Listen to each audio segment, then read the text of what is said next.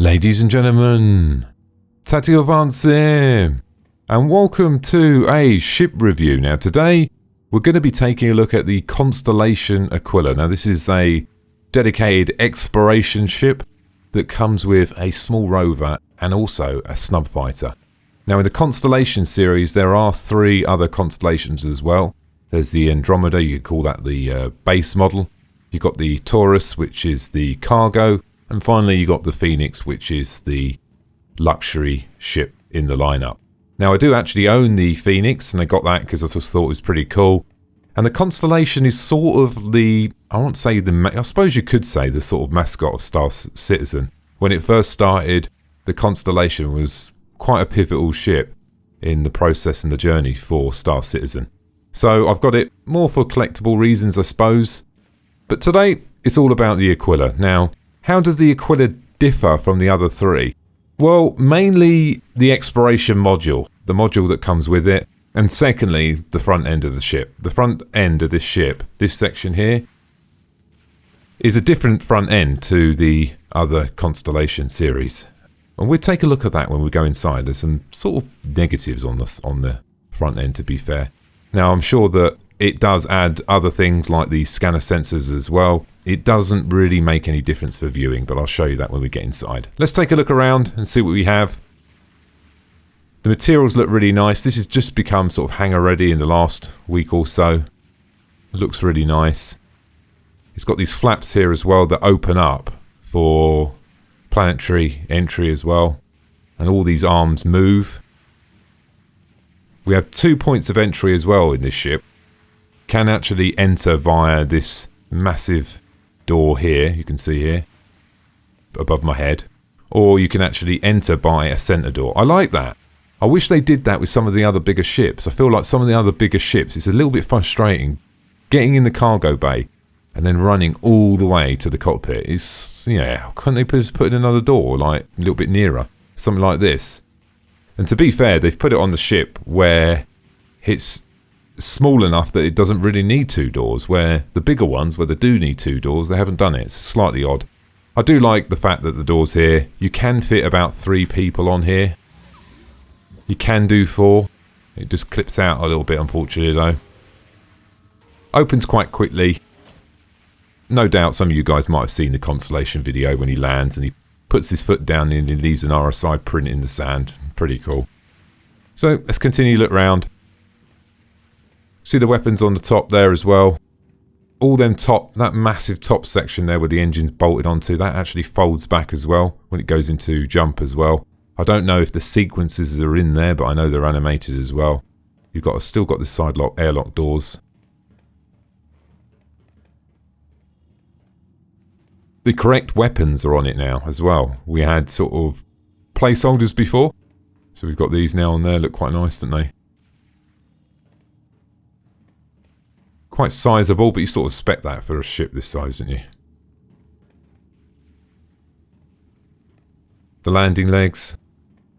Gone a bit overkill with these ones. I don't think they really needed that centre section there, to be fair. They could have just had the 2 on the rear and the 1 on the front. They all fold up when you go into flight as well. By deploying the landing gear. See some manoeuvre thrusters there. You've got the arms. These arms extend out as well. The snub fighter as well. The Merlin's bolted on the back. You can access the Merlin inside now. You can actually get inside of the Merlin, but you can't deploy it yet. I think Star Citizen are working on how you dock the ship. Now personally, yeah, we all like realism to some instance, but my take is if you could fly to about this point and get here, and then just go for an automatic docking sequence. A big part of why they haven't just given us it straight away is exactly because of that reason on how you actually dock. If you try and fly in here yourself and land yourself, it's going to be a nightmare, guys. You're going to be going bang, you're going to be damaging it, flying all over the place. They have to have some sort of automated docking process, particularly with bolting on these snub fighters. Otherwise, it's just going to be too difficult to dock. But let me know what you think in the comments. I think that, is it really worth Star Citizen spending loads of time trying to put in some manual docking process and spend loads of development time when they could focus on other things when really it doesn't really affect the core gameplay? to have something like that. So I'll be more comfortable with that, and I'm hoping they do something like that. This would be pretty cool, obviously, when you're exploring. If you wanted to maybe just go down to a planet and have a look, you could send down the small snub fighter, the Merlin, to go and have a look. Or you can deploy it if you come under attack. Although it doesn't have massive guns, it could be a little bit of annoyance to what's attacking you. All the constellations have got a pretty much good loadout anyway, so you should be able to defend yourself quite well. Let's have a look further back here. I have to run quite far back.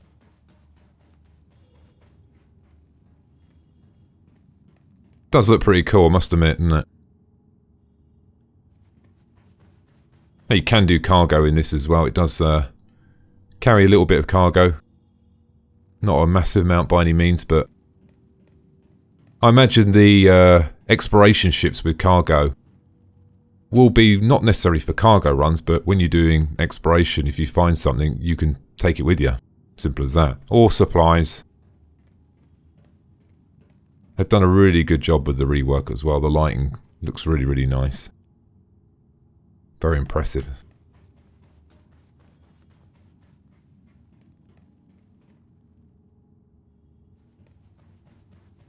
Now, Star Citizen did say quite a while ago that they're not going to be using the docking now. It was too complicated to dock two ships together. They're still going to be docking on ports, i.e. making a connection between you and a port so you can trade. So that could be landing on a pad you can trade, or for the bigger ships that can't actually land on a planet, there'll obviously be space docking as well for them so they can actually trade. So it's basically the docking is used for actually making a trade or a connection. But these side door exits, basically, they originally were going to have extendable docking collars.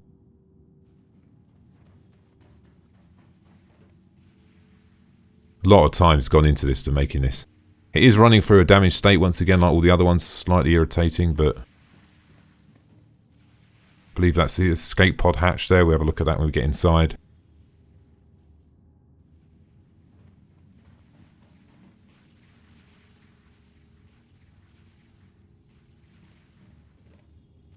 Very impressive. Let's go and have a look inside.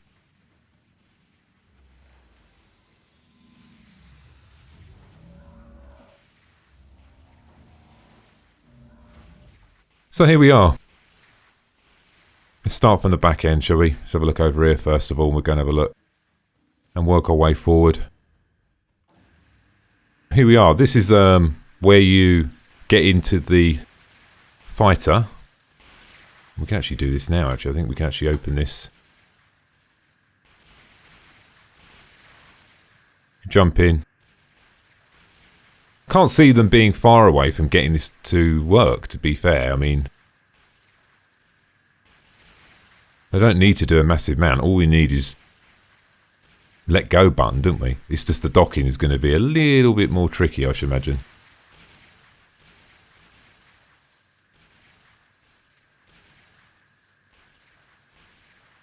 Let's jump out.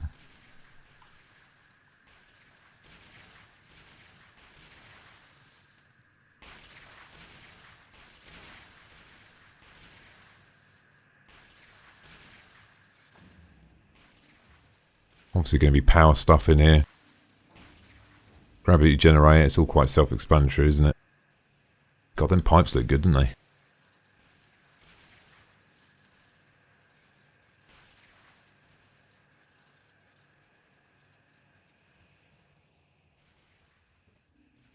Another gravity generator. What we got over here? Voltage again. Now this is the bay. Obviously you're going to have a rover in here in this one. I suppose you don't have to take it with you by any means. Anyway. Around here we've got something pretty cool as well. Look at this. Look. How cool is that? Wow. So detailed, aren't they? I wouldn't have thought of something you're just going to throw at someone. They would put that much detail into it. You're going to be able to see all this loading and so on as you fire them. They're massive, actually. They're pretty big, aren't they? It's got to be, what, 1.5 meters long? So cool that they've gone to that much detail, and quite a few in there. They're on both sides as well. They're around this side as well. Pop around this side. Here as well. You've got these doors as well. Out you go, sort of thing. Having more exit points makes things a lot easier. Got quite a few in here if you think about it. You got what, 2, 3, 4 exit points. This would just be quite good for getting out the ship quickly. If you wanted to fly up, or the captain flew near to something, rather than him aiming the rear cargo bay or the bottom door, he could just go face on. You could just go straight out the. Well, let's call it out the window, really, isn't it? I like the fact that it's got like a double door as well.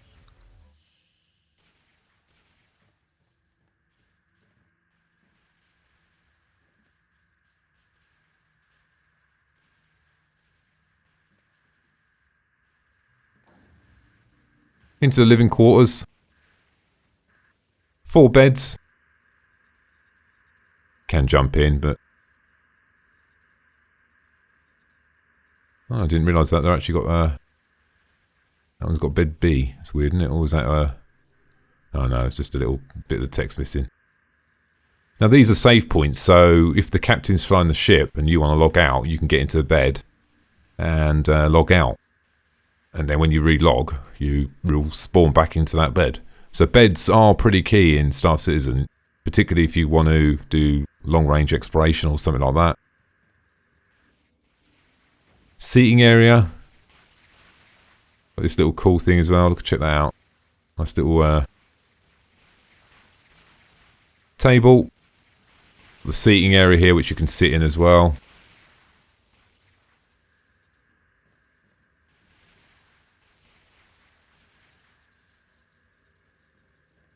Weapons rack. All these little cupboards as well. These will be used as well, so the crew on the ship will be able to store some of them stuff there that they can't equip.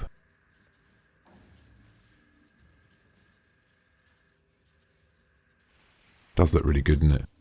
Is that there? It looks like some sort of sprinkler, doesn't it? Maybe that's a red light thing that spins around. Oh, there's actually a door here as well.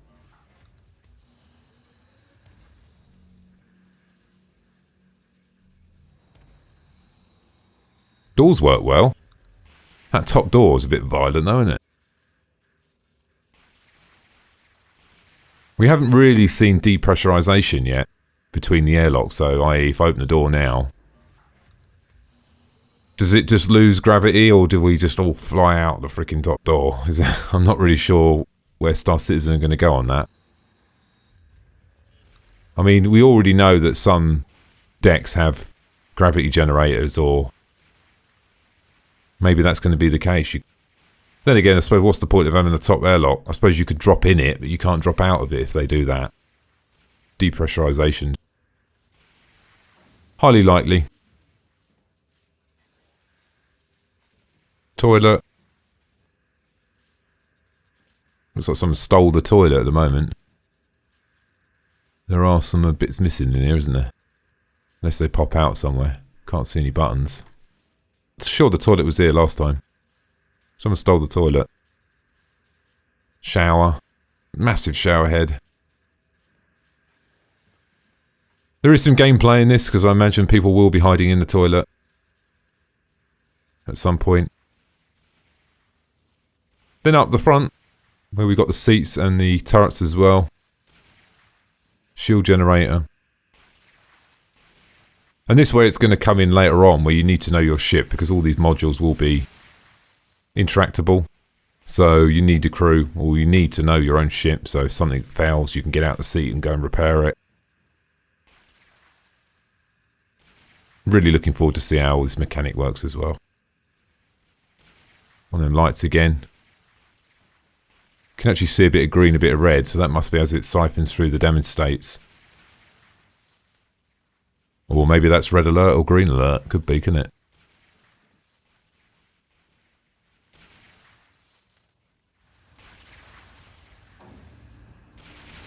So we've got 2 seats here.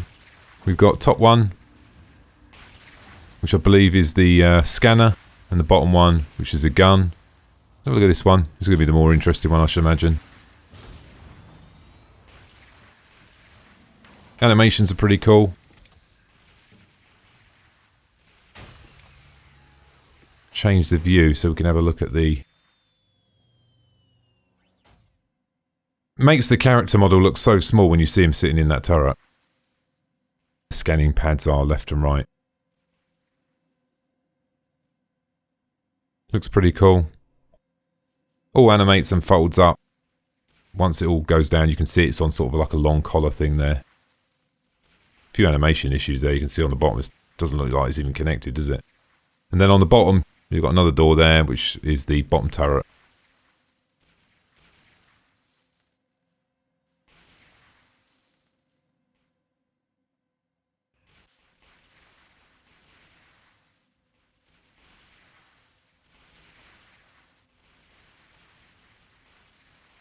Really well detailed. It's really impressive. Jump back inside.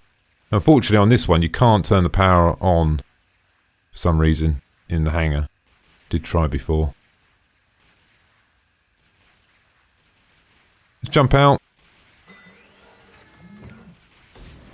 Get back inside and we have a look at the front seats now as well. Bottom one's very much the same.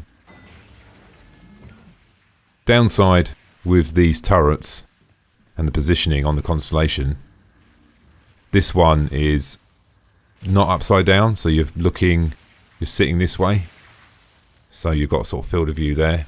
If you're upside down, then obviously you're having much a bigger arc. That's been highlighted in the past. Star Citizen response to that was going forward with a lot of ships they're going to be doing that, but at the same time you don't want every ship to be overpowered. There's going to be some obviously intentional built-in, not necessarily vulnerabilities, but some areas where they're just not perfect to sort of balance out the ships. Captain's seat, animations look pretty cool. The only disappointing thing I would say about this ship is, other than the actual scanning part that it offers, viewing angles are identically the same between the other constellations. I mean, I've sat in them, I've spawned the other constellation over there, and I've ran back and forward, just looking like this. And although you look at it and you look at the glass area and you think, oh, that's a lot bigger, it's not really any difference really. So slightly disappointing. I think where Star Citizen definitely missed a trick on this one, or should I say the Constellation series.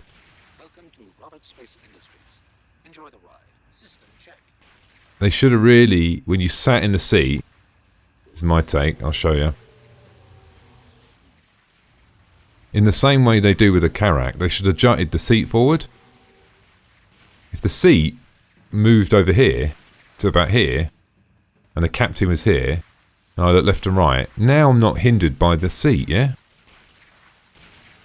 I could see this way, I could look down like that, it'd be brilliant, wouldn't it? I could look down here, perfect. But, unfortunately, what you actually see is... Let's pop around this side. I'm sure it wouldn't be hard for Star Citizen to make that small adjustment. Particularly on something that focuses on exploration, because seeing down on planets is going to be really important. Now, you can see down there, but before we could see down here. Now, when there's a player or character sitting in that seat, you're not going to be able to see that way. And you're not going to be able to see that way neither. Now you could say, oh, you'll be relying on the players that are with you. But on the other side, if they're going to be AI, you can't ask the AI, what can you see to the left, what can you see to the right? So shame about that one. So other than the scanning part, there's no major difference on the front. It does look slightly different from the design, but it doesn't really add any value from a viewing point of view, unfortunately. But still, aesthetically looks nice. Okay, so head down here.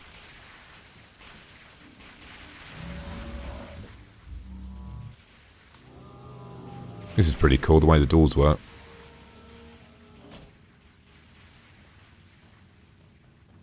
So all in all, a really, really strong ship for exploration.